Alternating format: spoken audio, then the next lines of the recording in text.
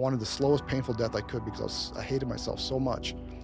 And I said, that's what I'm gonna do. I'm gonna ram a barrier with my van and hope that I die.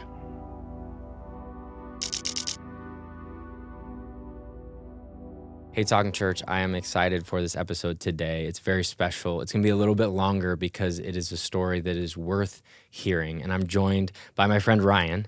And thank you for being here and sharing today. There's going to be some ups and downs along the way. Yes. And people maybe clicked on this and saw, okay, maybe this looks outside the normal. But God has done something amazing in your life. And I just wanted to first ask, I reached out to you and said, would you be open to sharing? But you felt strongly that, no, I'm supposed to do this. I wanted to ask why. Why did you feel strongly to say, you know what, I want to share my story and testimony for people to hear today? Yeah, I've been praying for boldness for quite some time, and I didn't know what form that was going to come in. And then you reached out. I'm like, all right, this is not what I anticipated, but if this is what needs to be done, I'll share my story.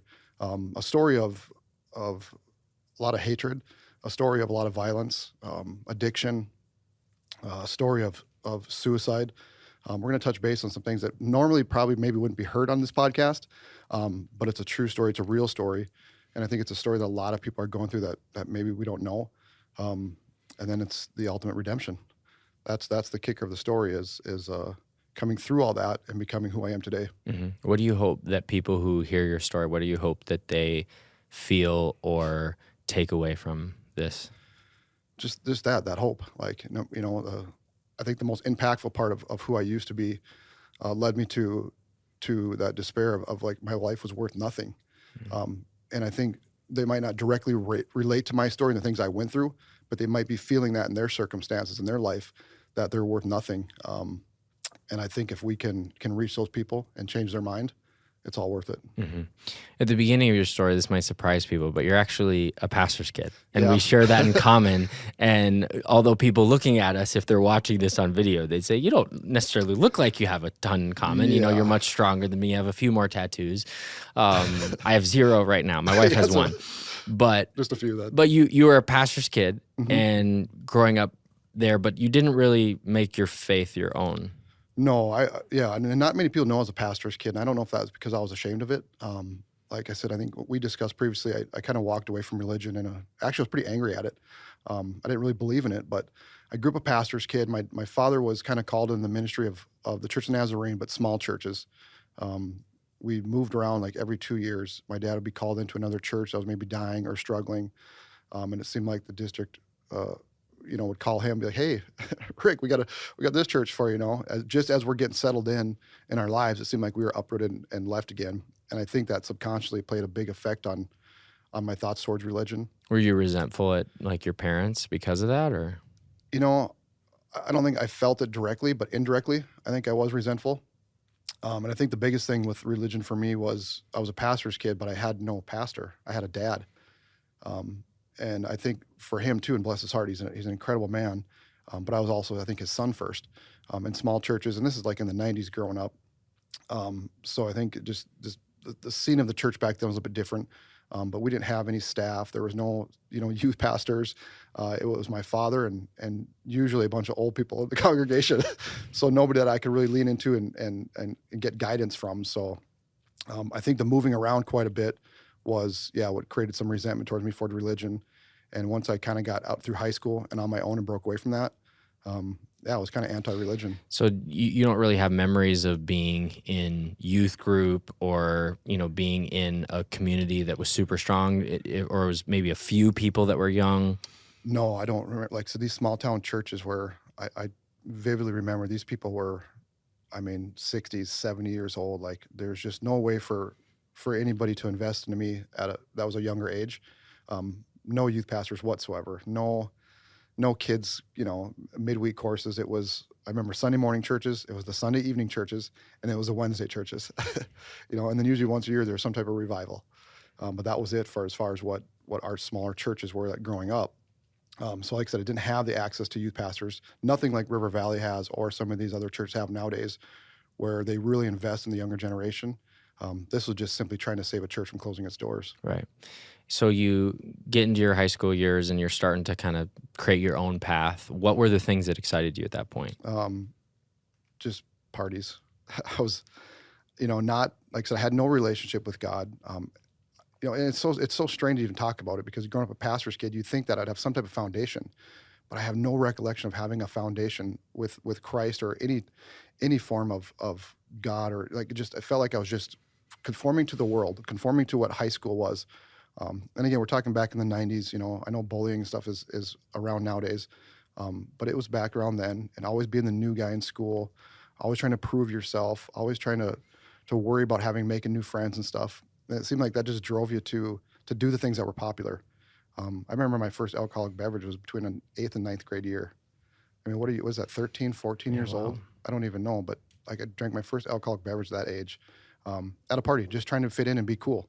And that was kind of the priority for moving around so much. And my parents didn't condone it. They were not like, oh, you go out and, run wild, sneaking out at night, that type of stuff. So they were pretty naive to a lot of it. But that was my priorities in high school, was trying to just be popular. Did you feel like you started finding friends, finding a community outside of your family, or did you feel ashamed of that? I only had one older sister, so I didn't really have anybody to turn to. And, unfortunately, she kind of went down the same path I did too, where we, both kind of partied and stuff. And, yeah, I didn't have anybody in the church settings. I didn't have anybody with a positive influence. It was whatever the kids were doing in high school, that's where I'd be at with the parties and stuff. Hmm. So you still do this to this day, and we'll get to this, but you had a fascination with motorcycles. Yeah, it's pretty cool because my dad actually has been a motorcycle man his entire life. Even as a pastor, he was always, riding to church Sunday mornings in a three-piece suit and on a Harley because he'd always go earlier. And, in a pastor's salary, we didn't have the ability to have multiple cars. So there's always a budget for a Harley. And then there was always an old junky car that we drove around in. So we would always get on the church later in the car, but my dad would take off in the mornings on his Harley. We would build him in the living room. He's always lived in a parsonage, and which is a church provided house for their pastors. And yeah, I remember, some of the best memories I have with my dad and I were in the living room, just working on motorcycles. Halftime he'd be in his underwear, just just hanging out, grease on his belly from working on something. So motorcycles has been a core part of my life from the very, very beginning. What, aside from your dad, riding a Harley and that being a part of your life, what fascinated you so much? What made you so interested in them? As I got a little bit older, and through high school, so I got like more of the history, just that history of the motorcycle club scene, like the stuff in the 60s and 70s, some World War II history and guys coming back from the wars and acclimating, to society would join motorcycle clubs. So I was fascinated with that kind of history. But then the Harley Davidson history, like just thinking of a motorcycle that was created in 1903 by guys in a shed, and at the same time, Indian brand was doing their same thing, creating the Indian motorcycle brand. And then this competition as they both try to expand their brands and the racing history of it. And we'll talk about how I got into motorcycle racing, and that's a passion that stemmed from that Harley Indian rivalry. But just to think that we ride and fix motorcycles now that are from 1940s, 1950s. And like, if those motorcycles could like literally tell stories, like what roads have they gone down? Like who sat on those seats? What's happened to them? I find that fascinating, just the history of the motorcycles themselves. So you're following after kind of your own path. You're not serving God at the time. Not at all. You love motorcycles. You love to party. And that leads you kind of into a different path and starting to realize that there's actually organizations and there's clubs that are a part of this scene that you start kind of seeing and getting involved with. Yeah, I was, so I kind of transitioned out of high school. I was always kind of a party animal. A lot of bar fights and stuff as I kind of got 21, went to college and stuff. Didn't really know what I wanted to do with life. So I did what society told you to do. Go to college, get a degree. That's what makes you successful. So that's what I did. But I didn't focus on the degree part. I focused on the party part. And like I said, had a great time, did a lot of terrible, dumb things. But a lot of bar fighting. And I was kind of always attracted to that part of it too, the violence and enjoy that kind of that power. Street fighting, and like I said, and as you kind of chase those things, like you get kind of fulfilled with some of the excitement, but it seems like, the next time it just gets a little bit worse, the next time it gets a little bit worse, and you just keep going down this path of like, The previous things you're doing, partying 1 or 2 nights a week wasn't fulfilling anymore. Let's do it a little bit more often. Let's do it all night long. Let's go to the bigger parties, let's go to the parties. Maybe they got some drugs there, some things like that. And that just kind of built up like, okay, I'm chasing this. And eventually kind of got wore out from chasing that party scene. Eventually did graduate by the grace of God. I don't know how I did, but I graduated with a 4-year degree. So I got something to show for it at least. And then I thought, well, you know what? I need to chase the next thing. I need what would make me happy. Well, I'll go work for a Harley Davidson dealership. Get to do what you're passionate about. Like that's what life's about.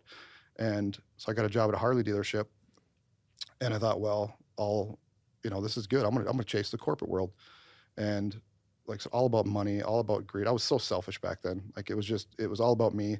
The people in my life, unless you were really, really close to me, I didn't care about you. I probably used you and threw you off to the side to get where I wanted to go.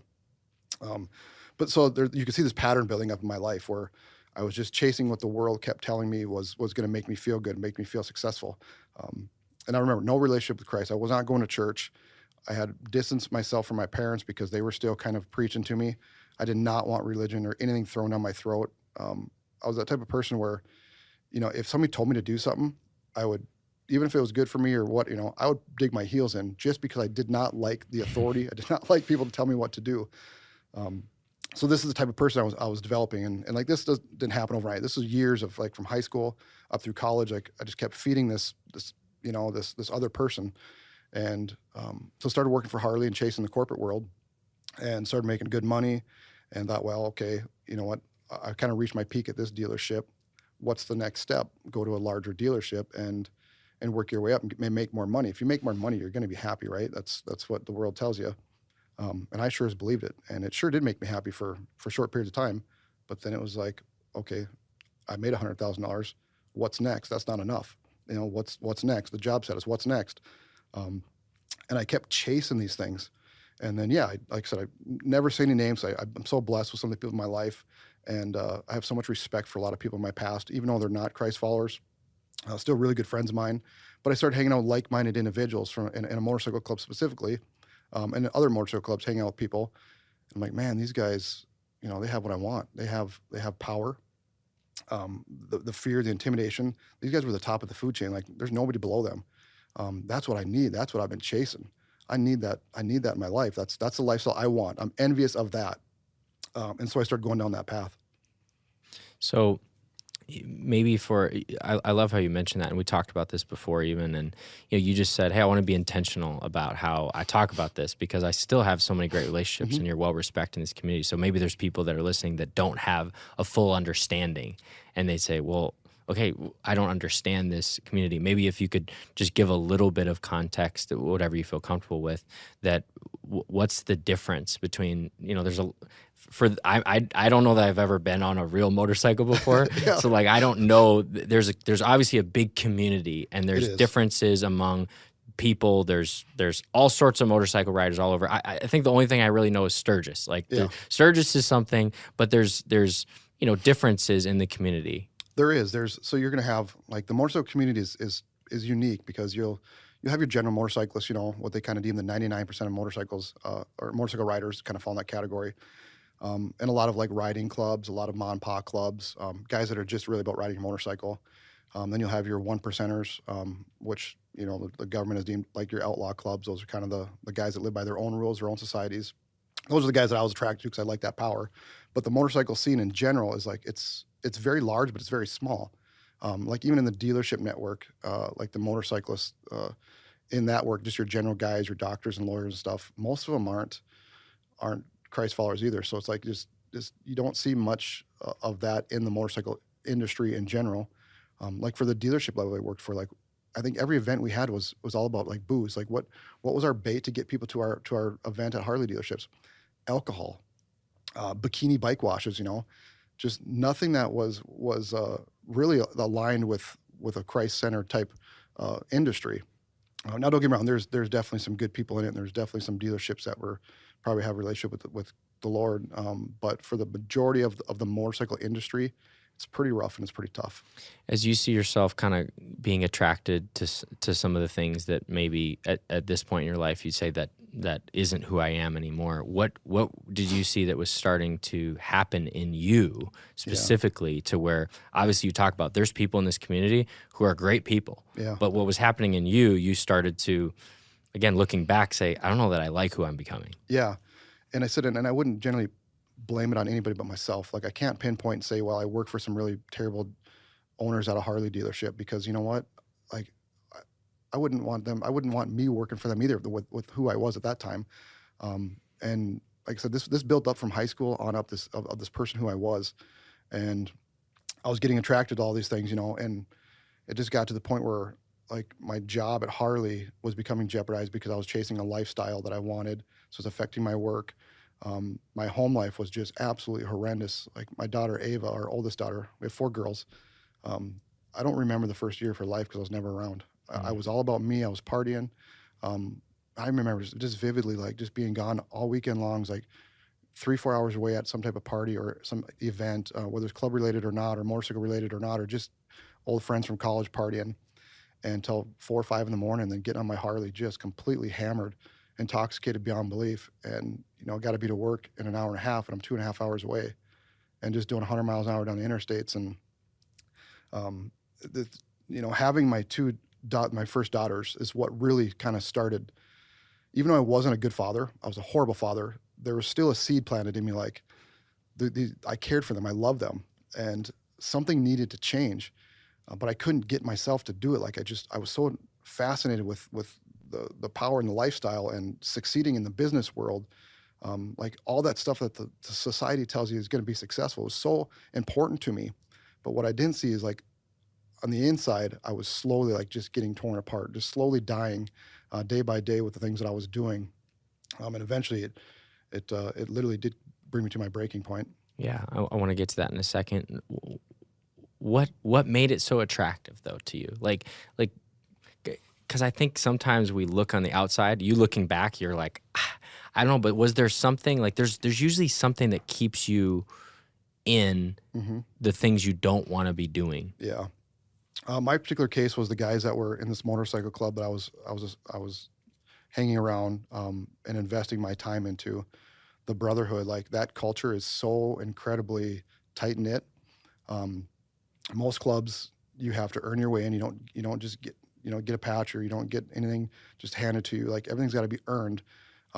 And if you're not good enough, you get the boot. And just seeing that type of brotherhood, seeing that type of companionship is so attracting because you don't find that anywhere else. And at this point in time, I had my whole life, I was always trying to chase those relationships. I was always trying to chase, friendships. And it seemed like I finally found it. Right. Like I found these guys that truly cared about me. There's guys today that I could call that would drop what they're doing and come help me in a heartbeat. They would probably lose their jobs if it was an emergency for me or some other people. And it's just like, that is so attractive. Like you don't find people like that. Now they weren't living for Christ, and some people were doing some bad things. Some people weren't, but just that brotherhood and that tightness, like it's hard to find people that are willing to do that for you. What is your marriage like at this point? You talked about your fatherhood, but your wife, obviously, if you're gone all weekend, you're, partying, and I can't imagine that it was a thriving marriage and relationship. No, I that's one of the things, and we'll get into the story, but where I've kind of like, I was coming back to God and kind of like testing him, and that's one of the things he kind of laid in my heart is like, you really think I would have gave you Melissa if it wasn't for my purpose? Because she is absolutely just incredible. I have still to this day, I have no idea what she saw in me at then, because I know she couldn't see the future. I know she couldn't see me now back then. So like what she saw in me, I have no idea. I think God put blinders on her and, cause she is an incredible woman, and her testimony on the other side of this is actually, in my opinion, is more powerful because she went through the destruction. She was the beating horse. She took the brunt of everything when I was doing this. She raised kids by herself. It's hard to even just think what I put her through. She's picked me up from the hospital. We've had cops knocking on her door looking for me, and she had to answer. And, not really tell them the truth of where I was or what I was doing. She's picked up my friends and stuff from, the police stations because we got cops knocking on our door and I was too intoxicated to go. I remember vividly the time I got in a bar fight, and fortunately I didn't win them all. And I was at the hospital and I had just major whole eye was swollen up, like 23 stitch or whatever it was. And this was the hospital she worked at. She's a nurse, and we're in a small town, North Dakota, and she's got to walk in there and get her intoxicated husband, who's getting stitches, and like with her coworkers. And it's just so much damaging stuff. But she never complained. She never once even brought up the conversation of separation or divorce or anything. And at this time, her faith wasn't like, she wasn't going to church either, I think she got brought up Catholic, and her parents had incredible values instilled in her. And I think she was holding firm to those, but it was just a horrible time for our marriage. And it, like I said, and beyond that, like my relationship with my in-laws was so damaged. Like I didn't think at one point in time those relationships would ever be repaired, where I even considered separating because, you know what, like I'm ruining your relationship with your parents because of who I am.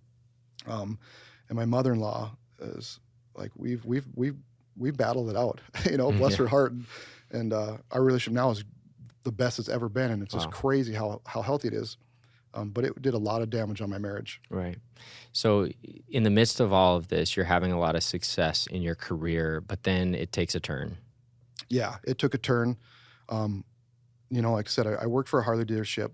I won't say names like that. The ownership was not really investing in you as a leader. And I was very, very, I held a lot of hatreds toward them and no forgiveness, a lot of resentment.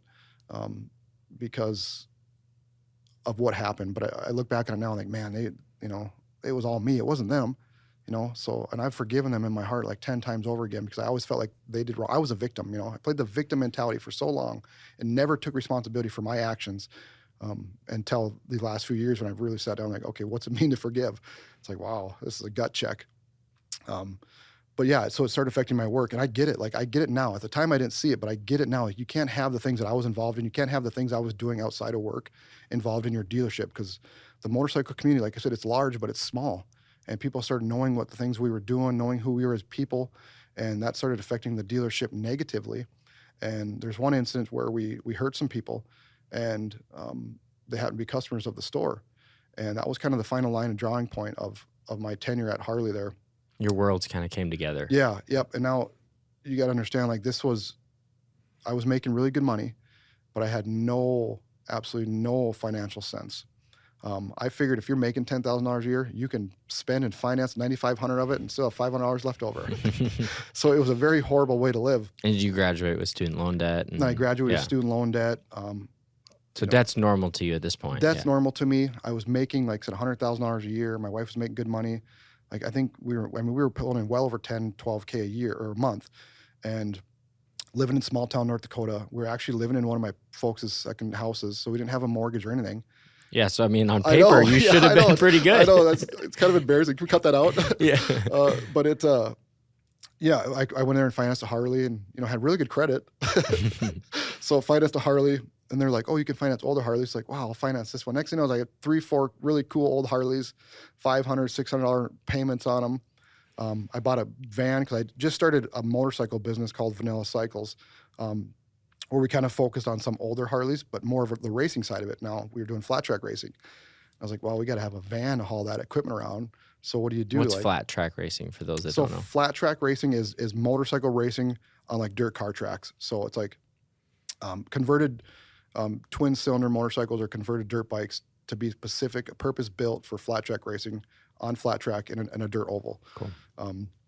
So we started getting involved in that, and I'm like, well, we got to have a van.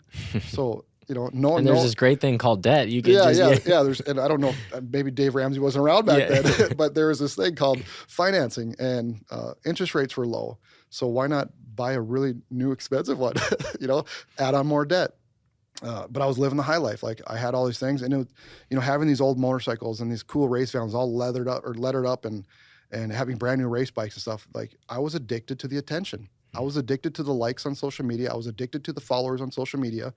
And it literally took all business sense, threw it out the window because you get addicted to something. You see one goal, you see tunnel vision of what you think success is. And the reality was like, yeah, we were successful on social media, but holy smokes, we were broke. And the culmination of that is now I did something that caused jeopardy my job. And I got called in, and they fired my best friend who worked with me at Harley, and also who was in the lifestyle that I was in. They fired him on the spot on his birthday, and I had a choice to basically resign. Force firing, let's just call it what it is. Yeah. And I resigned, and I thought, man, I've hit rock bottom. Like, it didn't sink in right away. I was really, really angry. I blamed them. I blamed everybody else. It was not my fault. And about 2-3 weeks after, that kind of started really, okay, I'm not going and working anymore. I was working 40, 50 hours a week, 6 days a week. And now not doing that, it really started to sink in. And now you got to, like, going back to the story, I was partying all the time. Like, none of that changed. I was drinking heavily. And that had not changed. So I was masking a lot of my problems with alcohol, and I didn't know it at the time, but like, we were drinking like 4 or 5 days a week, like all night long. And like that was covering up most of my problems. And as we lost the job at Harley, that started to sink in, like, okay, like now I started feeling like, man, you're kind of a loser, like what's going on here? Like you don't have a job, you're kind of drinking every day. And actually the guy that got fired with me, I won't say his name, we call him Fuzzy. He come up and I was starting to invest in vanilla cycles. Like, I'm going to open this dealership up on my own now. This is the next best thing. And using that as like the next thing, like, oh, wow, perfect. This has forced me to go do the next best thing. And being a business owner, that is what the world wants me to do. That's success. And I'll make more money than ever doing it, because now I don't have to make money for anybody else. I'm making money for me. And so we were rebuilding the shop and stuff and partying away, getting drunk. And he actually got a DUI leaving the motorcycle shop that night, our shop. And that was about 3 weeks or 4 weeks or so after I think we got let go at Harley. And that's when it really hit me, like, wow, I'd stepped away from some of the things I was involved in. I took like a leave of absence and left some of the stuff there. Now working at Harley, I'm like, okay, I'm going to invest into this motorcycle shop of mine. And I finally felt like, okay, I went through my rock bottom. My rock bottom's over. I got through the Harley, career firing, that type of stuff, and let's start working on this business. So what did I do? We had like $56,000 saved in retirements and stuff, a little bit in savings. Couldn't save much because we were financed to the gore, but I was like, we have a bunch of money in retirement. Like, the wise decision is to take all that out and invest it into your business. Like, man, I'm so glad I can chuckle about it now, because it's just absolutely dumb. Pay the penalties and the taxes. Oh man. And then I think, to be honest with you, like, this is so hard to say, and I don't think I've ever really said it publicly or admitted it, but I think we had like $56,000 in retirement. I think by the time when we got the check and paid the taxes, I got in the fees and penalties, I think I got like a $34,000 check. Like, oh man, lost like 20. But at that point, I mean, you didn't have any income for you, and you're going, this $34,000 seems pretty sweet. Yeah, I mean, you can just get more. You can finance more if you need it. Yeah, and the sad thing is, I probably drank half of that away versus actually investing it into my business. I probably blew it on booze and and parties. That's what's the worst part about it. It's not even like I really truly invested it back into this business, but I did start putting back into the motorcycle business. But this things were tight. Like, man, you start not getting that $3,000 paycheck every 2 weeks.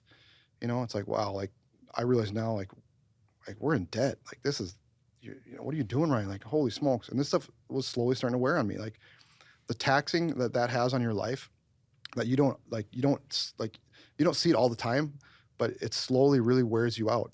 So I was starting to feel guilty and shameful for the things I was doing in my past. I was starting to really feel guilty about things I was doing to my wife. I was really starting to feel guilty about how my girls had no father. I was feeling really guilty and shameful that I lost a really good job that had aspirations of maybe getting up to the ownership level. And then, I knew taking out our finances and our retirement stuff was the dumbest thing I could have done, but I did it anyway.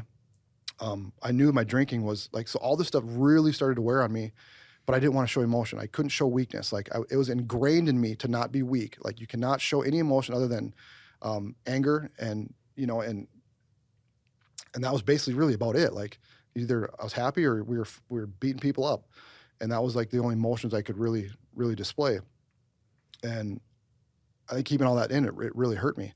So we started doing business stuff. Like I was like, well, we need money, so we'll consign motorcycles. One friend said, "You want to sell this bike for me? I'll give you some commission." I'm like, "Great!" It like sold like in a day. Like, wow, that was an easy like $800 commission, 10%. So I started doing that. Now I had no business principles. I had no like mentor to help me with business stuff. We how we even got it off the ground to begin with is actually quite amazing, and definitely probably God, because He's using the business now. But like I had nobody to really guide me. So I had no core values, I had no principles, no business plan. And we started selling motorcycles on consignment for other people, other shops.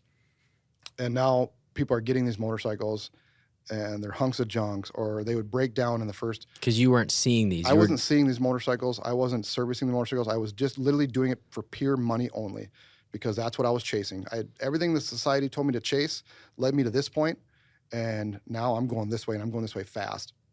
So I'm thinking, we got to make money because I'm in debt. What am I going to do? So I just figured out whatever I could do to make money, I was going to do it. And it really affected the quality of the work that I wanted to put out, or the reputation that we wanted to have. And now I backed up everything that went out the door that I could, that people knew me about. If something was broke, they called me up, they're mad, because I really cared about reputation, and I was not a thief. I was not a con man. I felt bad. I genuinely felt bad. So I would say, okay, get it fixed. Here's $800. Get it fixed. I'll send you $1,000. Like it was just. But you're going the wrong direction even faster. I'm going the wrong way. It's like I charged the guy $800 to sell it, but I sent the guy back $1,000 to get it fixed. And guys that I knew in the motorcycle industry, and I sold some friends' bikes who are great guys and great bikes, so it wasn't all doom and gloom. Yeah. But a lot of it was pretty terrible. And like I put my faith in these guys, because they were buddies. I met them at a motorcycle show and we partied together. Like, oh, that's the basis for a great relationship. And things were going downhill fast. And that's when I literally just said, like, Melissa, like, what are we gonna do? And she came up with the suggestion of let's move to my home. Let's move down to Apple Valley, and it was supposed to be temporary. And we still have our place back in North Dakota, shop still back there. I go back there and work all the time. I think last summer I was there every week. So this was the idea of like, let's just go and get a fresh start and see what happens. So like, great idea. But, I started feeling the depression kick in. Like I was so shameful of who I was. I had lost everything. I mean, everything that society told me was going to make me successful, I achieved and I lost it. And I started feeling this major, major guilt and shame, which come to find out would be depression. And again, not being able to show that, not seeking any help for it. I let it build up, bottle up, just trying to appease my wife. I was trying to find jobs down here and like not really follow through on them. I'm like, oh, never heard back from me yet, but there's an email sitting there like, we want to interview you. And not really trying to invest in this change. But then I got an interview with this real estate company, and it was a really breath of fresh air, like to get us down here. Cause I don't think if I would have had that relationship, I probably wouldn't be alive today. But he hired me on as a sales manager, which was really cool because I liked the sales manager side of it, coaching people. But it brought some faith back in me that there's good people in this world. I didn't know, he was a religious guy or not, nothing like that. He's a great mentor of mine today. And I met him and I'm like, okay, well, I actually kind of want to work for this guy. Like, actually, this is like a positive thing. And so I accepted the job. We moved down here, and then I hit rock bottom. I absolutely lost everything when we moved. My identity was gone. I was no longer associated with the motorcycle community. I felt like my business failed. I had my identity wrapped up in Vanilla Cycles, and I feel like that failed. I feel like that was just a failure. I left the close friends and some guys from the club behind that I was really close to. I felt like I couldn't be honest with them because I was feeling depressed, and that was a sign of weakness. And I held all this in, and I lost everything. I had no money, like I said, no job status, all the things that basically Satan tells you is going to make you feel good. I put everything into that, and I lost all of it. And my identity was every one of those things. I had no identity in anything else. And when you fail at those, it's catastrophic. Hmm. So you're down here and you kind of have this opportunity, but you're realizing that my identity, which I think is what you're tapping on, is so key, is that it's so easy for our identity to be wrapped up in things Yeah. and not in who we are, which of course I know is a part of your story. Hmm. But you're feeling this depression. You're feeling this weight of, I just cashed in my retirement. We have nothing saved. Yeah. I'm in eyeballs of debt. My, marriage is a wreck. Again, I'm not trying to sensationalize it, but Oh, it's like I'm getting goosebumps just talking about it because it's just hearing it come from somebody else's mouth is like it's hard to hear. It's really hard to hear because it's so real and it's like I don't want to say I feel shameful now, but I'm almost like, man, how could you let yourself get to that point? you felt like there's only one solution, Yeah. and I'm going to take matters in my own hands. Yep. I was too ashamed to call anybody from my past because I didn't want them to know. My relationship with my in-laws, who we were living with at the time, like it was so tattered and broken. Um, I was a horrible father. Like my mother-in-law was probably raising the kids more than I was at that time. I would go into this real estate job like with just a completely blindfold on. Like nobody had a clue what I was feeling because I didn't share anything with anybody. And my wife knew because she was still there and going through it all. And I thought, you know what, man, you're such a loser, Ryan. Like, the enemy, like in it. I was so, like I said, so tied up in things. And if anybody can relate to this story, I think they can relate to not the violence, that's the stuff, the partying, but I think they can relate to not having an identity that gives them purpose. And I lost my identity in everything I had, and I couldn't express that. I couldn't show that because the identity that I was holding on to, I couldn't show any weakness. I couldn't show like emotion. And then the enemy's like, kill yourself. You're a loser. You're a coward. Man, you're just a punk. Like, how could you do this to your family? You know what? You're girls. Like, your wife's better off marrying somebody else that can raise these girls properly. Like, you're not a father. You're a loser. And it was just constant stuff and like physical things too. Like I'd turn on the TV and it would be a show about, what to do with your retirement, what to do with your savings. And I'm like, man, like I blew all that. And then I blew all that to invest in a business that I left it behind and I gave it all up. And so I'll just get hit at every angle from the enemy of like all the things I've done wrong. And it just built up to the point where I'm just like, you know what? I am a coward. I am a loser. And so why live? What's the point? And I was so angry at myself and I hated myself so much that this brewed up for like, this was these feelings for like, trust me, when you get depressed like that, nobody can say anything that really helps you. I tried medical doctors and I respect them and I appreciate them, but I went into every single one of those with a closed mind. So there's no chance that they're going to help me out. My in-laws and my parents got together, tried to have an intervention one time. I basically shut them down and it actually made it worse. I got more mad at them. Like when you're going through deep depression like that, it's so hard because nobody else understands you. Nobody else understands it because you can portray like things are fine just to get through a casual family gathering or something, or to get through the day at work. People would thought he was just fine. Like Ryan's fine. But in my mind and when those moments where I was by myself, man, it was absolutely the worst feeling in the entire world. Do you think your past helped you to be able to put those walls up and not let people in? Absolutely. I was all about facts. I was all about truth. I was very secluded. Like even to this day, like even like doing this podcast, I don't like being in front of people. I don't like being in front of the camera per se. Like even our business, like all our social media, like I never put my face out there because I just don't like to be in the limelight.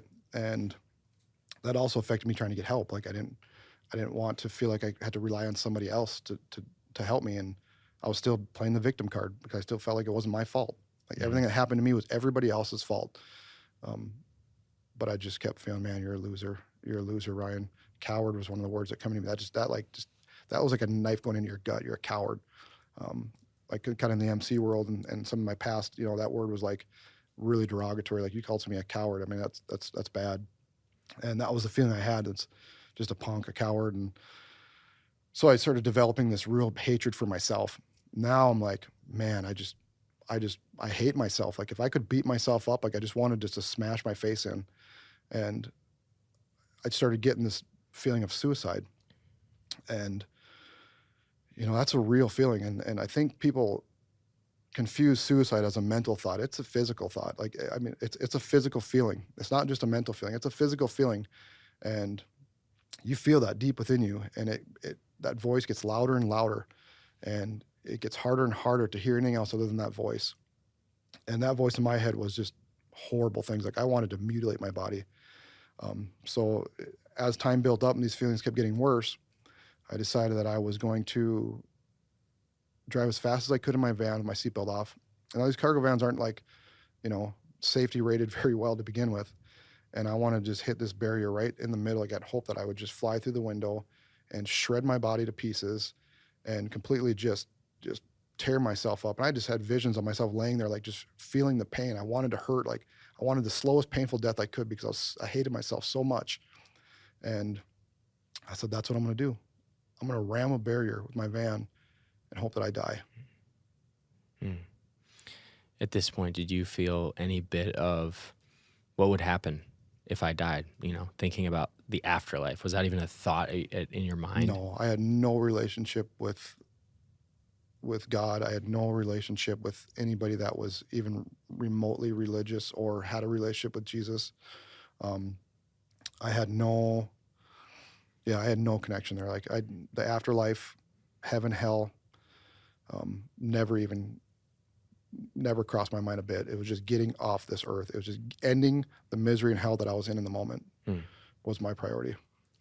So if I'm remembering right, your wife and kids actually leave town to go visit maybe your family, and you feel like, all right, I'm going to do this. Yeah, I didn't have anybody religious, or didn't have anybody, at this point in time, though, my wife was coming to River Valley. So I take that back. Like, she was coming to River Valley. She got invited here by her sister-in-law and brother to come to River Valley. So she was coming here, and we maybe had attended, or I had attended with her maybe once or twice, way back in the nosebleeds, like 10 minutes late, 5 minutes out, but church did nothing for me. Like, I felt like and my wife knew it too, like if she forcing that on me, I would have dug my heels in and I would have just pushed it all back. So it's kind of come as I wanted to, and kind of come with her. And did you really listen to anything? Like, do you feel like you actually heard what the words that were being said? Or no, and to be honest with you, like, I don't think we've discussed this, and I don't mean this in a negative way whatsoever, but I just felt like your dad was like fake. Like, this guy's like, yeah, he's, what, these preachers, and I think it was preachers in general, not just your dad. Yeah. But it was just like, these guys have no idea what life is like, like, they've got it made. Like, the preachers and pastors around here, and these people in this church are all happy and smiling, and I didn't know what they had. So, I mean, they're again, not their fault, all me. Yeah. All me and my thinking was like, these people are just fake, and I don't want to surround myself with fake people. And that was kind of the view I had with church. And now you got to remember, I've had resentment because of growing up as a PK and getting dragged and moved around so often that I think I already had a really distaste for church in general. Later, I'd come to find out that it's not church. It's like, it's your relationship with God. It's a one-on-one thing. It's not a one-on 2,000 congregation thing. But my view at church at that time was very negative. So I was not invested in it whatsoever. But back to your saying, yeah, my wife decided that she was going to go to North Dakota to bring the girls back to see my family. And I thought, well, this will be my moment to stay. I love my wife so much. And even though I've hurt her and done so much wrong to her, like, I still, my care for her was on another level.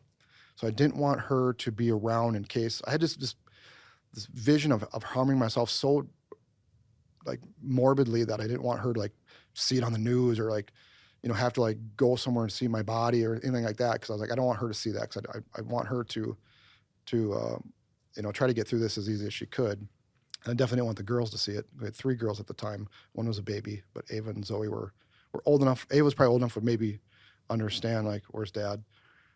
So that I'm going to kill myself when they're gone. So that way they don't see it. It takes some time to get back down here.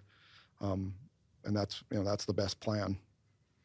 So you get in the car and you say, all right, today's the day. Yep. I wrote a letter to my wife, and I'll share that, which I've never shared, like, in a real public setting. I've shared it in a couple small groups.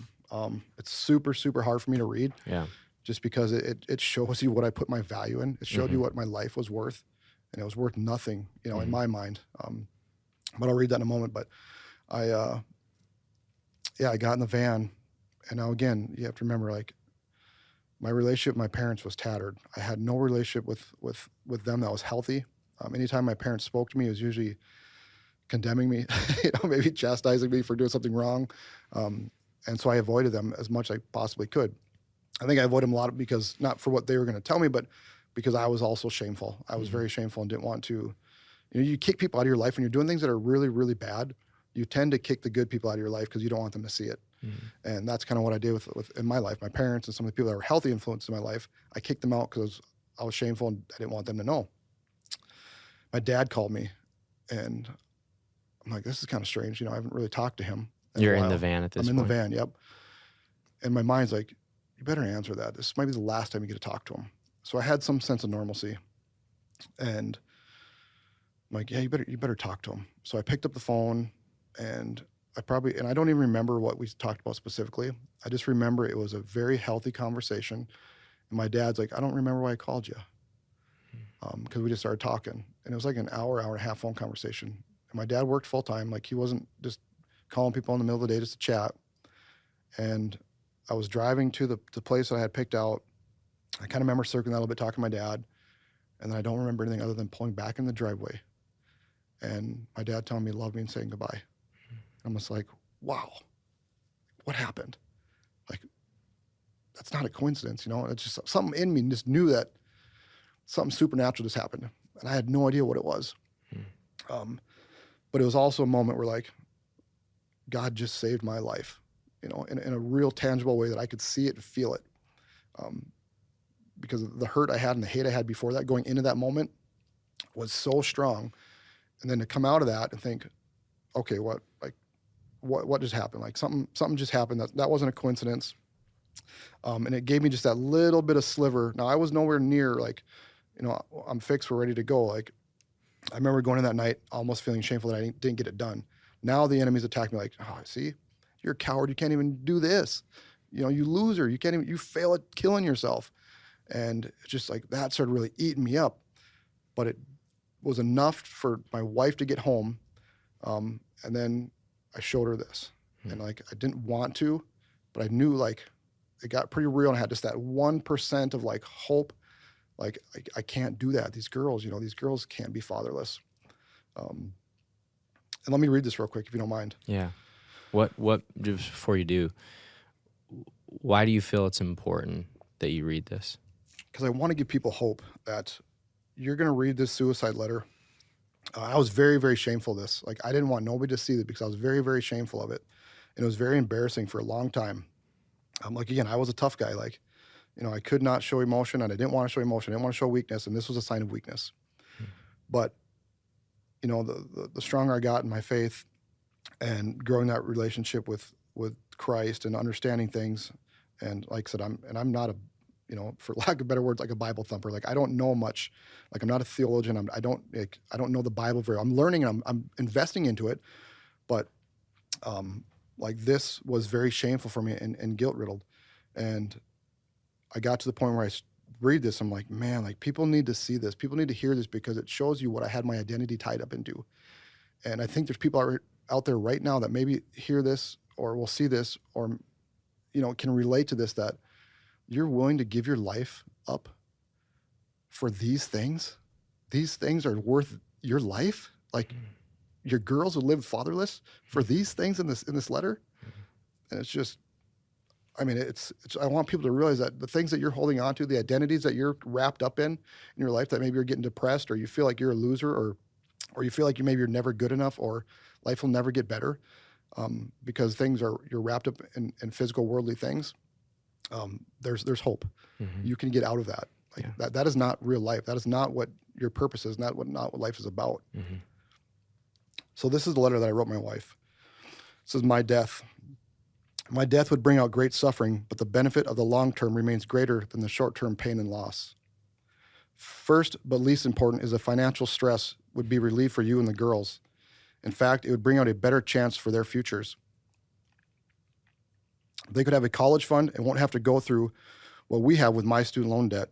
They could get a better education like you did and be better off. Our debt is the result of my failures at business and my selfishness with motorcycles, trying to do something that I was never capable of doing. starting a business. I only fooled myself thinking I was able to do this. The regret alone makes me a failure. College was a mistake for me. I never took it seriously enough to feel the reward for what it cost. The only way Vanilla Cycles can sustain itself is through my legacy, if that's what you want to call it. I think I've made enough impact on people in the industry that my dad could take over and be very successful. I feel that would be an honor, which is one of the few things I may be worthy of. I'm too fake. Everyone thinks we are highly successful with our social media following and our brand recognition. What they don't see is the debt and the massive amount of struggles I have put us through to finally get there.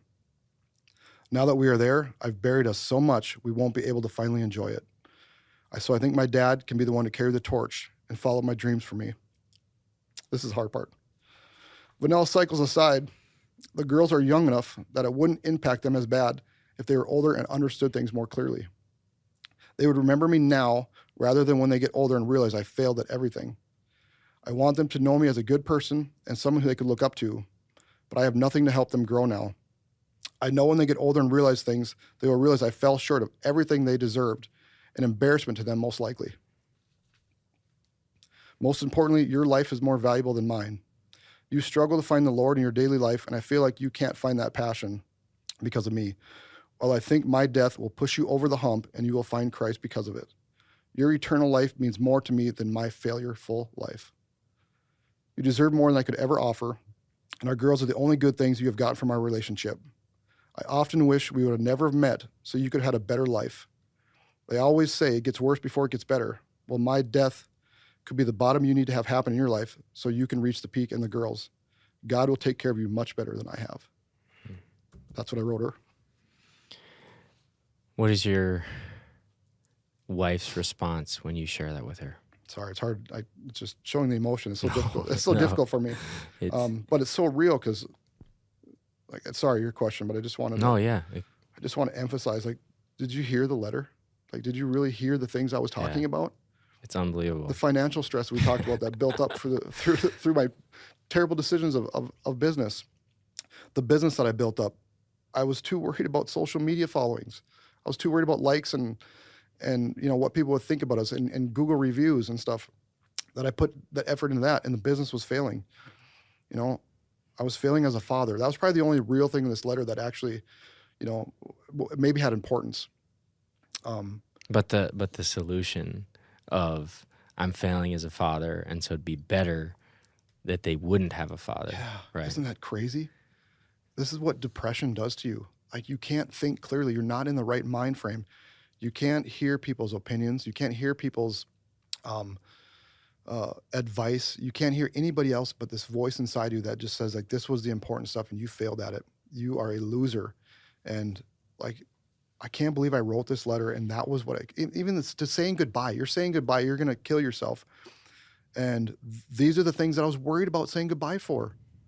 Like, these are the things, like, I found my life was so invaluable that my suicide letter had to bring up the things that your student loan debt and your social media followers. I know. It's like, it's as real as it is. It's like, I'm so glad we can chuckle about it now, because it's so, like, it's horrible. Yeah. But so many people are going through this. So many people feel like those are that's life.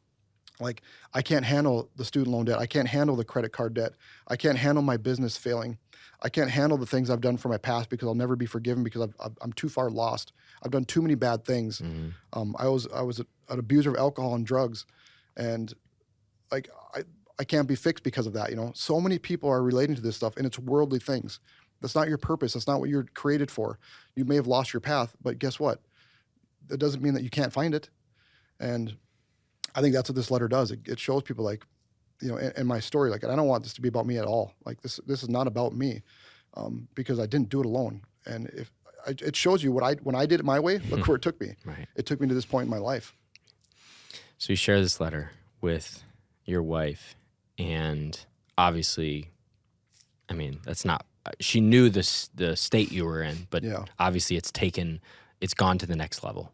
It has. This was, like, and I'm so thankful for her, because she didn't brush this off. She didn't brush this off like, it didn't happen. Let's just move on. Just move on. Yeah. Yep. Wow. She didn't brush that off. She immediately called Shauna, my sister-in-law, I think I'll name drop her because nobody knows her from any world other than this church.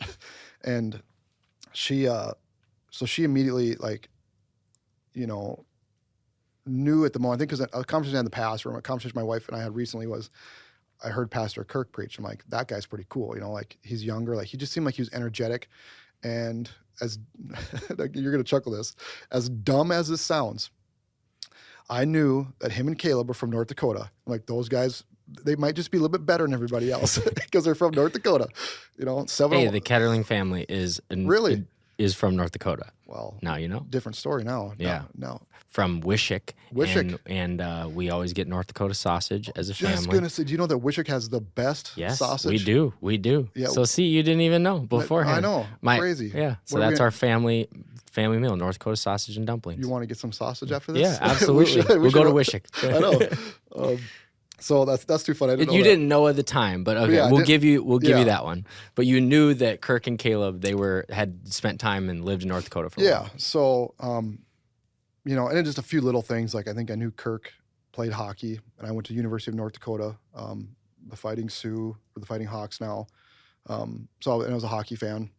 So, like, I felt like I had, and my in-laws, my sister-in-law kind of knew this, you know, and I didn't know that they were doing this, but they just kind of knew that I maybe spoke these things. He might be the best chance. Yeah. Yeah. So she sends out, like, SOS, like, this is not, like, this is save our ship. Like, this is emergency. Like, Pastor Kirk, like, can you do something now in this moment? Because, like, tomorrow is probably not, you know, an option for Ryan. And she got an email back. Pastor Kirk's on sabbatical. It's like, oh, and you're on a sabbatical. You know what it is. Like, you're not, emergencies don't exist on the sabbatical. Yeah, like, it's hard to even contact. Yeah, that's the point of it. That's the point of it. Yep. But there's other people in the church to bring up that load, you know? And so she gets an email back that says, we have Pastor Greg, or we have Pastor Connor, your brother. You know, I think he was the connections pastor at Apple Valley at that time.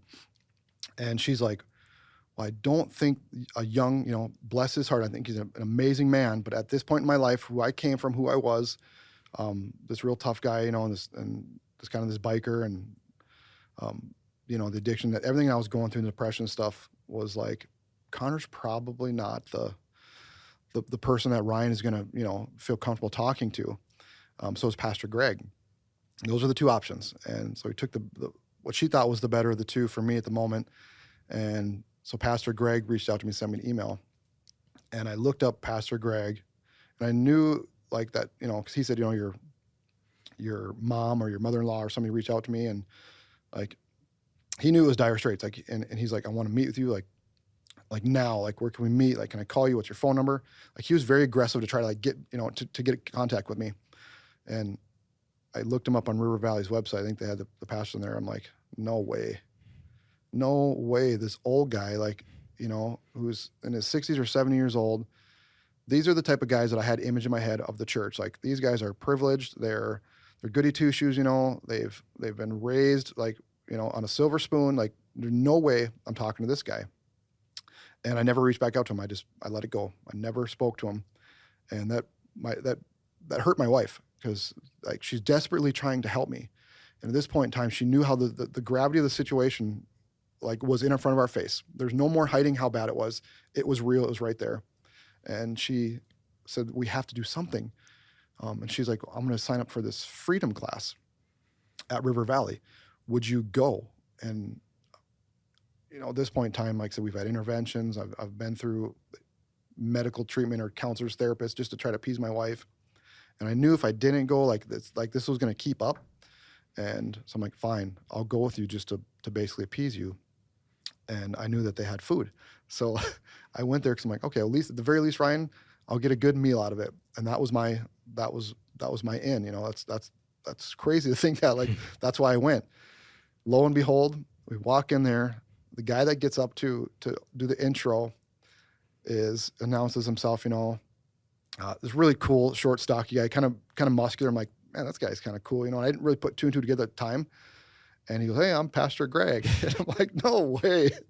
You know, who is this guy? But he went on with his intro, and he was hilarious. Like, he was a really down-to-earth, humble guy. I could see that from the first moment, the first sentence he spoke. And he started talking about how he, his Harley, riding his Harley. I'm like, what? No way. So, maybe this guy isn't so bad.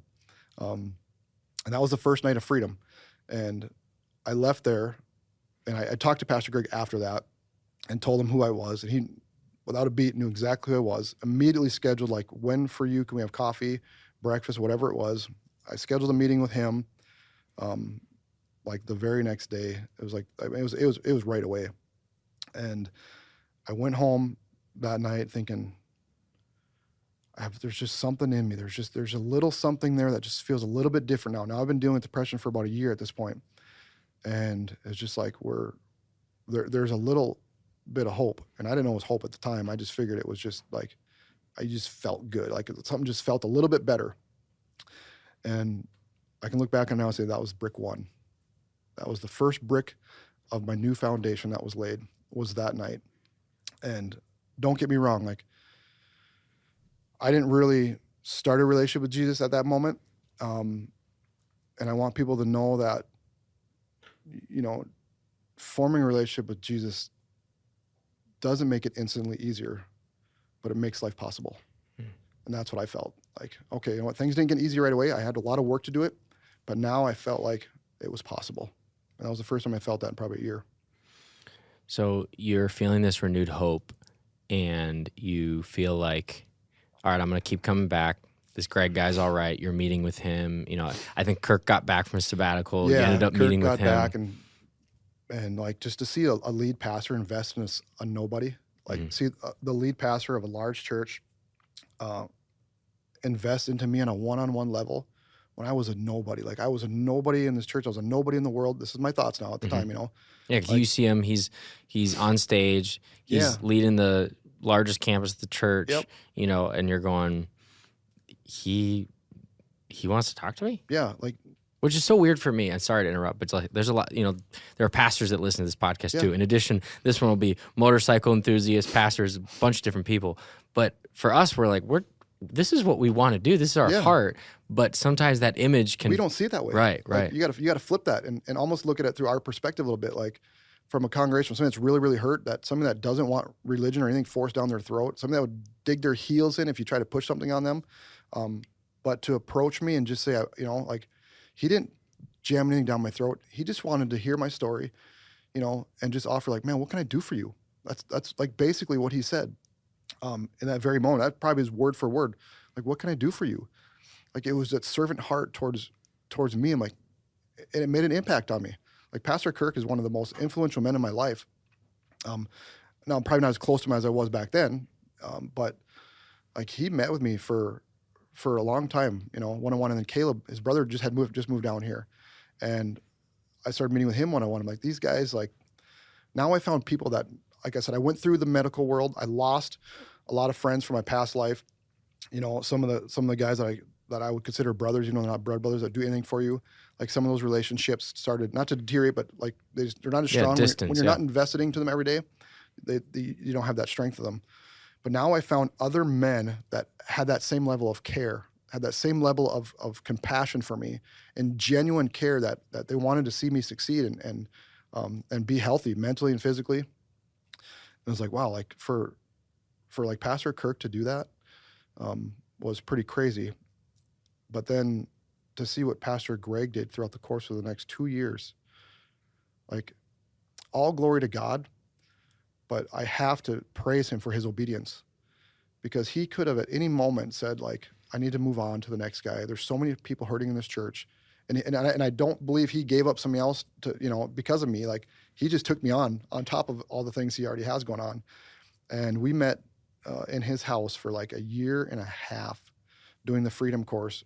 Sometimes it was one-on-one, somebody brought other guys in, and Lori would go in the basement, watch TV, like, bless her heart. We'd take over her house. Started in the backyard in summertime. It started getting dark at like 8 o'clock. So we're on our phones trying to read the book. And why don't we go inside? Then it went through the wintertime. And then the next summer came up, and we literally broke down freedom, like, chapter by chapter. But to have somebody invest in me like that, the importance of a small group of men around you, like, I started to realize, like what life could be like when you have an army behind you. We got to chapter 5 in freedom, and that's when it really hit home for me. Of like, that's when it clicked. Like, that's when I knew, like, what was different about my past versus what can be different about my future was my identity. I was like, okay, I have to erase my identity. Like, just I have to literally just erase it completely for who I was. Everything I've done, the hurt I've caused people, the shame, the hurt I've caused my family, the violence, the drugs, the alcohol abuse, the business, the money. Like, I had to literally take all that out of who I was, because that's my identity. My identity was tied up in that. And that's when this letter kind of clicked, like, wow, like that whole chapter just blew my socks off. Like, I couldn't believe it. And that's when I started, think, okay, now what is my identity? Who am I? And investing into relationships of godly men, but not just to help me spiritually, but to help my business. Like, I started investing into men that go to the church to mentor me in business, and using biblical foundation principles for our business. But again, I'm not tying my identity to it. That's just what I do. And how can I use this business to bless others was the mentality that I took on. And like I said, it wasn't hard, or it wasn't easy. It was very, very hard, but it was possible. Mm-hmm. And that was the hope I had. It was possible. As you start building these brick by brick in your life, right? Mm-hmm. You start adding things to it. You have now a small group that you're part of. You have pastors that you can trust and that you feel that know you, and you can be honest with them. What do you start to think about when you go, okay, I have this letter here? Do you feel like you fully grasped at that point, like how far you'd come? Or do you feel like you were still so much in the fog of everything that you were almost, in some ways, like, this is an up in my story, but there's another down coming? Does that make sense what I'm asking? Yeah. No, you're absolutely right, because I think people can get really lost in the high of, or the emotion of church, or the Holy Spirit.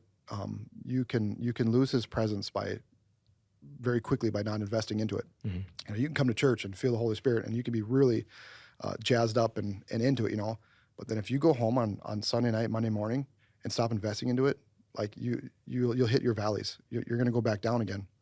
I experienced that to a T. I had a better foundation now, so I didn't hit that level of depression like I had. But the enemy is still trying to attack me, still trying to hit me of shame from my past. Maybe I hadn't fully surrendered my past, and I think I was holding on to some of that stuff. Maybe I was thinking, like, we'll move back to North Dakota. I think I threatened that a few times to my wife, and like holding on to some of the things that were like I had released. But it's surrender is something you do every day. You don't just do it once. And I had to learn that the hard way. Like, but I'm so glad, because I think if I would have got healed, spiritually healed, like quickly and instantly, I wouldn't have had the ability to carry that out. Like, it was a year-long process of the depression. And it was like that was 2019, 2020. So really the last 3 years, up until I think this last year was kind of my breakthrough. I think I'm going through my breakthrough right now of like finally coming full circle, and being able to give back, now where I've I don't want to say fixed myself, because that sounds pretty, too cliche, but I think it took about 2-3 years to really come full circle and say that I'm healed. And I like that better, healed. Yeah. And now I can start actually moving forward with the things in my life, whether it's business or whether it's events that we have planned to come, maybe some ministry events. And the biggest thing is like my family, and really investing into them as a father, and cherishing every moment with them. Right. It took about 3 years to really feel that, like I said, come full circle. Well, to use a motorcycle analogy, you're somebody who fixes up bikes, and, you make them into bikes that were old and tune them up. In some ways, you were a bike that wasn't working, and it's like you turn it on and, it may make some noise, but it's not the right noise, and now all of us in life, like you mentioned with your walk with the Lord, we need tune-ups. Like, if you don't take care of it, if you don't, like, again, I don't know, but in a car, if you don't change the oil, like, if you're beating it up, if you're running it into walls, if you're running it down roads and you're like, yeah, okay, it's scraped up, and eventually it's not going to work right. Yep. And that's what was happening in your life. But all of us as believers, no matter, what our past comes from, if we don't take care of ourselves, if we don't Yeah. focus on, again, we were talking about this before we started recording, but if you look at a bad day and you go, did I read my Bible this morning? Yeah. Did I pray this morning?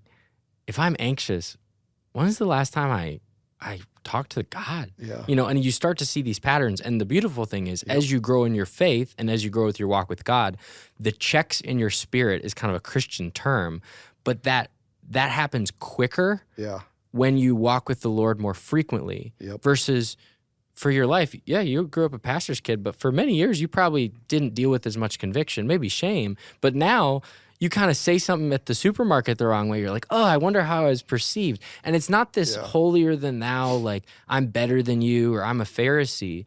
What it is it's, God, you've done so much in my life that I want to just be a shining example of who you are. And now you start to see that. And so as I hear you talk about it, I hear that pattern of, no, I'm a different person today because I'm healed. Yeah.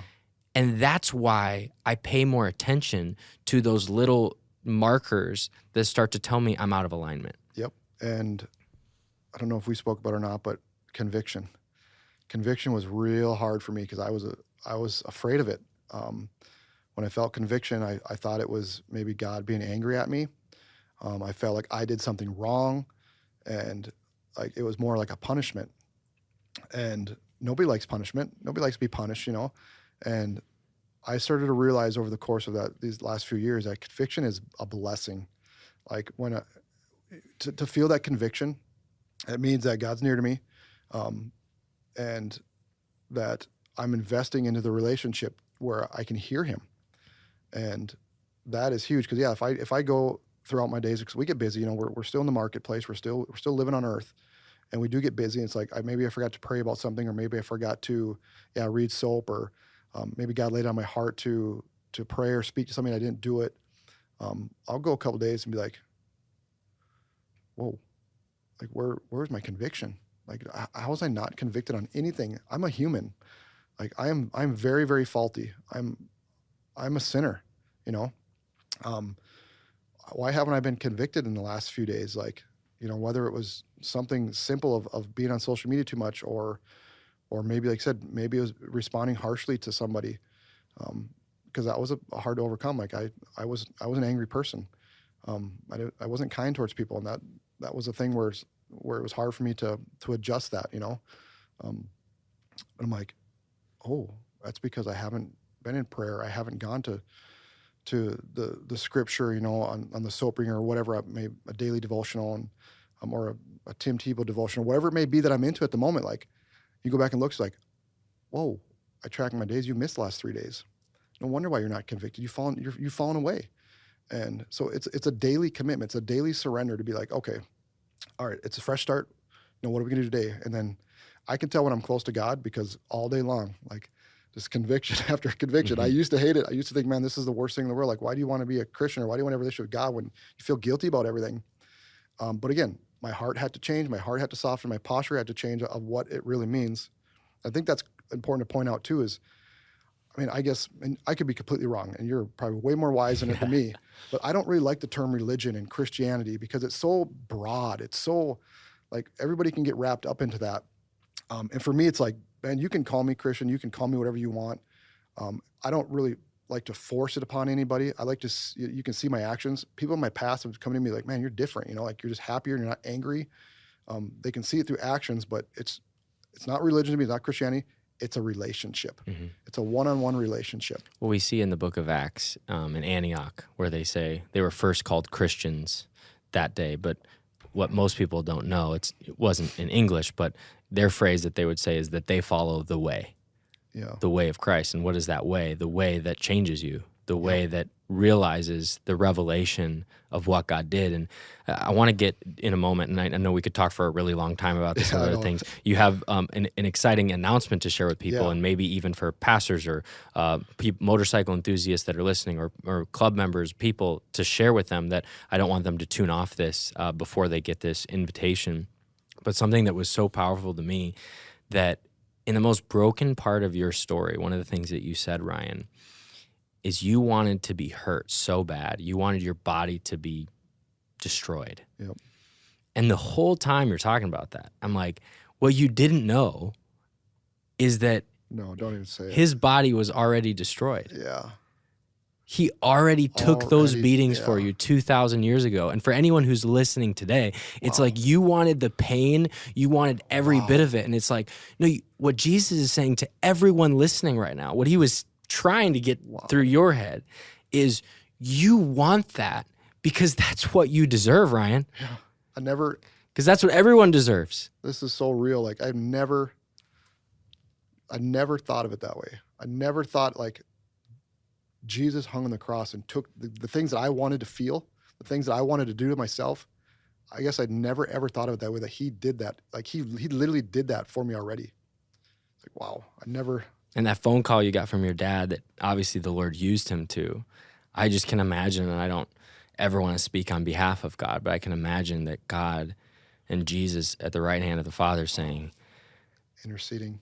we need Ryan to tell this story. He doesn't need us, obviously, but in a figurative way, that he needs to know that he doesn't need to do that because the price has already been paid. And there's people out there today who are hearing your story who feel like maybe their letter's written. That is the story. The price has already been paid. You don't need to do this. The price has already been paid. Right. That's powerful. So I just was, when you were saying that, I was like, I have to bring that up before we finish because, again, for me, it's so, like, I just could hear the voice of God so clearly, but it's the message of hope. It's the message of your story. It's, again, you're not perfect.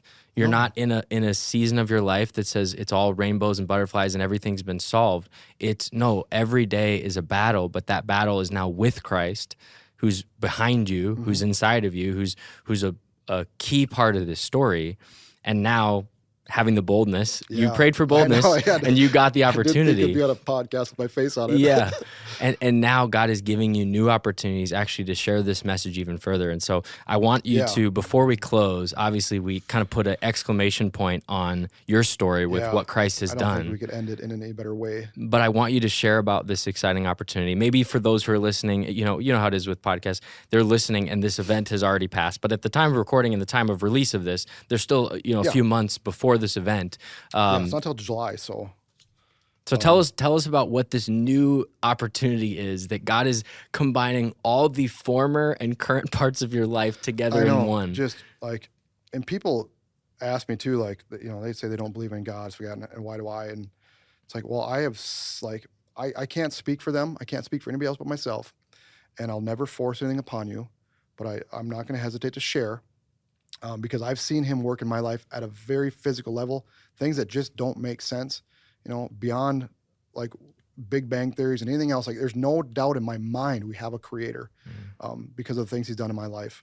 And one of the things I've been praying for is like, Lord, I don't like to go out there and force my views on people. I'd rather be secluded and keep everything to myself.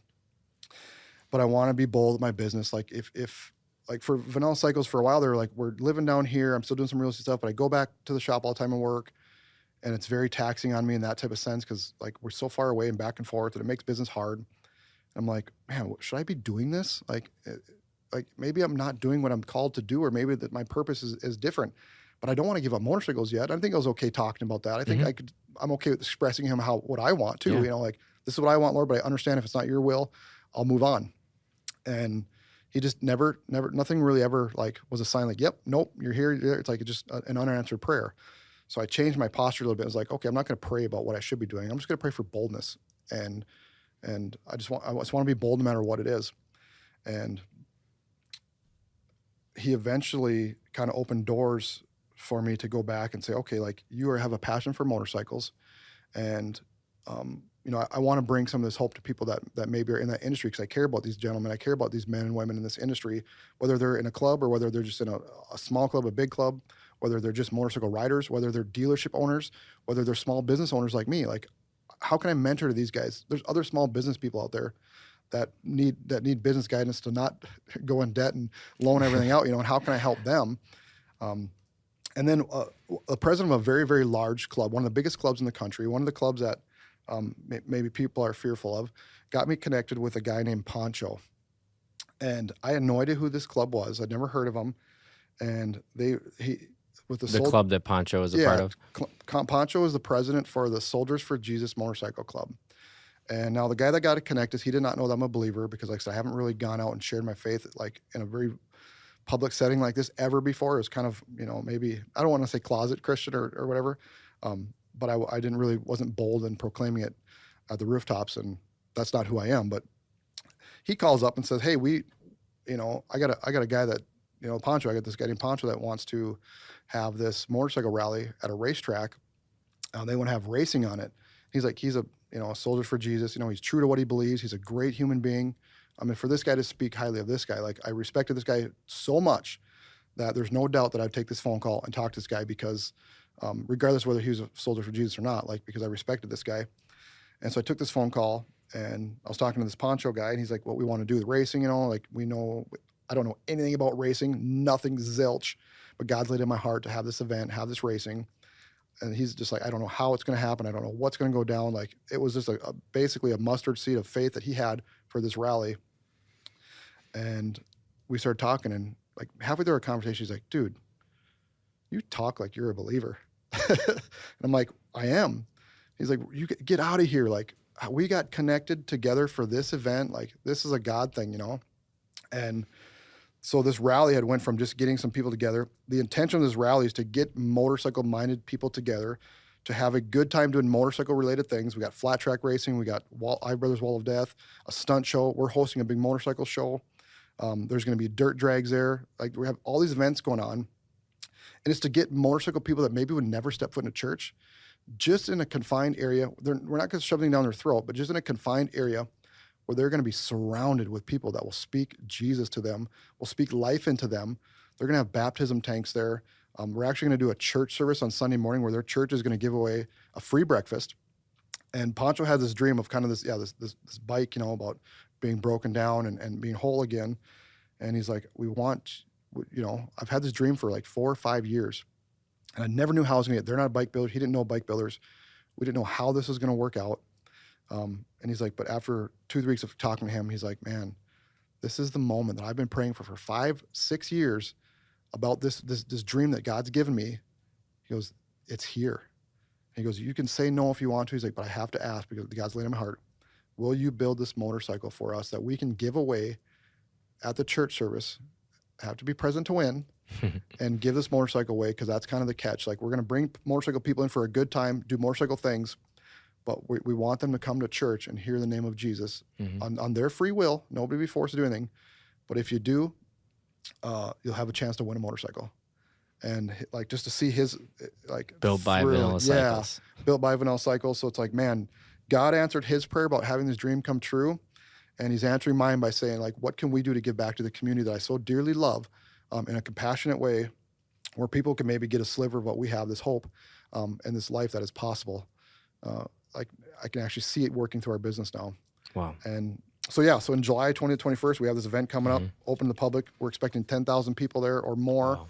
Wow.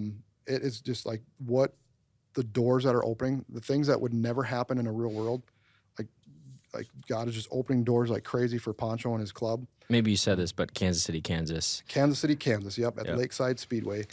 I wish we could share details of what God has done, like, just for this event, but just trust me, it's all God. Yeah. Well, we'll put the links in the description too, because for those who are listening, again, if they're a motorcycle enthusiast, I'd encourage you to go be a part of this. Or if you're in the area, you say, hey, I want to be a part of that. But also, maybe there's someone's listening and they're maybe like me and they don't know something, but they go, oh, I think I know somebody. And I'd encourage you, whether it's somebody in your life who you'd say, I know that they're struggling with depression. I know that they're struggling with suicidal thoughts. Yeah. I know that they're struggling with identity. Or on the other side, I know that they love motorcycles. I'd encourage people to share this episode, not for my benefit or your benefit, but truly because it's God's story that he did in your life. And we'd obviously love for you to see at Thunder on the Speedway. But more than this event that I know will be incredible is the transformation that God's done and the beauty that in the way that he cares for you, and he cared all those orchestrations between your dad and your wife and Pastor Kirk being on sabbatical and Pastor Greg. After miracle. He cares about every single person just as much. Yeah. And that's the beautiful, beautiful thing. And so I'm honored Yeah. that your first time sharing this publicly was here on the podcast today. But truly, truly know that this is God's story and it's evident all over you. And obviously your walk is not done. You're in the middle of it. Yep. But I'm praying for more boldness over you, more boldness over everyone here. And that all the people that are listening and maybe even friends of yours from a long time ago, that they'd hear this and they'd see, wow, look at the amazing transformation that's happened in Ryan's life. Yeah, I'm like I said, there's no negative impact on my relationships of the past because I'm a better person today. I can offer any relationship in my past. I can add more value to it because of who I am today than who I used to be. Yeah. And so I just, like I said, just pray for that boldness, pray for this event. And like I said, I guess to end on it is like I was one grain of sand on an ocean beach. And I know there's millions and millions of other grains of sand. And all you have to do is just surrender, you know, and God will pick you out of that beach and just shape you and mold you. He did it for me, he'll do it for anybody. So Amen. Well, Ryan, thank you again. What a privilege, and excited for this event, and we'll bring back a good report. Yeah, thank you. Thanks so much for listening to Talking Church on YouTube. I hope this episode was helpful for you. You can find a bunch of different episodes right here that are linked that maybe you've not caught up yet, or maybe this is new to you, finding Talking Church. Would you consider subscribing to the YouTube channel? It helps us out a lot. Get this message out there to more people and hopefully helps you out as well. And feel free, write a comment, ask us a question. We want to hear from you. Thanks so much for being a listener to Talking Church. We'll see you back soon.